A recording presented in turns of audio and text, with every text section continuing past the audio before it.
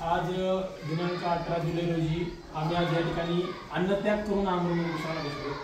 त्याचं कारण असं आहे की या केंद्रीय प्राथमिक शाळा जी आहे जिल्हा परिषदेची, या ठिकाणी भोसले सर नावाचे जे शिक्षक आहेत ते वैद्यकीय दृष्ट्या शिकवण्याकरिता असक्षम आहेत आणि असक्षम असताना देखील सर या ठिकाणी आतापर्यंत तक्रार करून 2 वर्ष आम्हाला झाली, जवळजवळ वर्षभर पुन्हा आम्ही पाठपुरावा केला तरी देखील सरांची बदली या ठिकाणाहून झाली नाही।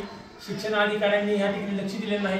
जे मुख्य शिक्षण अधिकारी जिल्हा परिषद धाराशिव प्राथमिकचे त्यांनी देखील या ठिकाणी लक्ष दिले नाही आणि म्हणून आज ही वेळ आमच्यावर आली।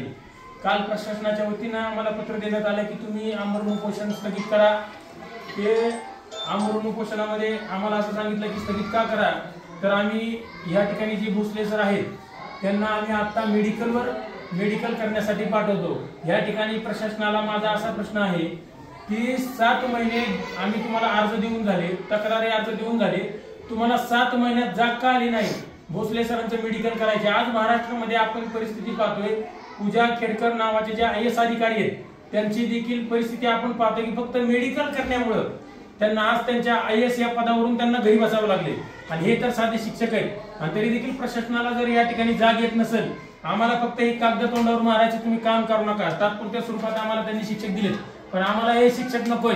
त्याचं कारण आहे की आमची मागणी जी आहे ते कायमस्वरूपी 2 शिक्षक आम्हाला इथे पाहिजेत। जे भोसले सर जे शिकवण्याकरता असक्षम आहेत त्यांची तात्काळ बदली ही आमची मागणी।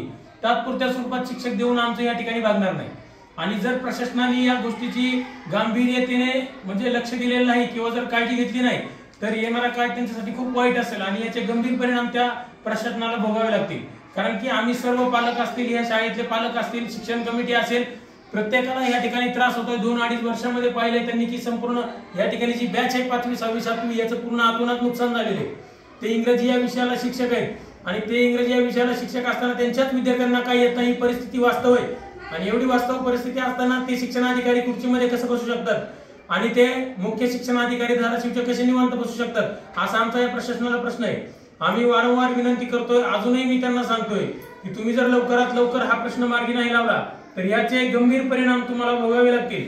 तात्काळ आमची जी मागणी आहे की 2 जे शिक्षक आहेत त्या शिक्षकांची इथं तात्काळ एका शिक्षकाची बदली करणे आणि एक शिक्षक त्या जागेवरून गेलाय त्याची तात्काळ इथे नियुक्ती करणे, असे 2 शिक्षक या ठिकाणी आले पाहिजेत अशी आमची या ठिकाणी मागणी।